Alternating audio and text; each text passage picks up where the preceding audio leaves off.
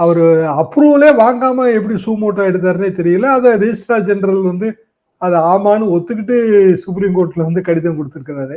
மொத்தம் 3 சர்க்குலர்ன்றாங்க. ம். அந்த 3 சர்க்குலர்ல தலைமை நீதிபதியோட கருத்து கேட்டு அதன்படி நடக்கணுங்கிறது அது வலியுறுத்தப்பட்டிருக்கிறது. நீதியரசர் அந்த 3 சர்க்குலர்களையுமே மீறி இருக்கிற மாரி தான் தெரியுது. அவர் இன்னைக்கு அத ஃபைனலும் போட்டிருக்காரு.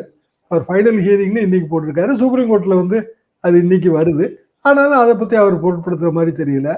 அவரே வந்து நீதியரசர் வந்து பணியில நீடிக்கும் போதே வந்து அவர் கலந்து கொள்கிற கருத்தரங்கங்கள் தலைப்பெல்லாம் பார்த்தீங்கன்னா, ரொம்ப அரசியல் மயமாக இருக்கிறது.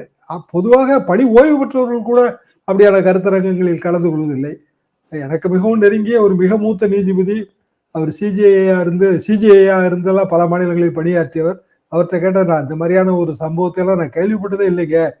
இவ்வளவு மோசமாக இருக்கிறது" என்று அவர் வருத்தப்பட்டார்.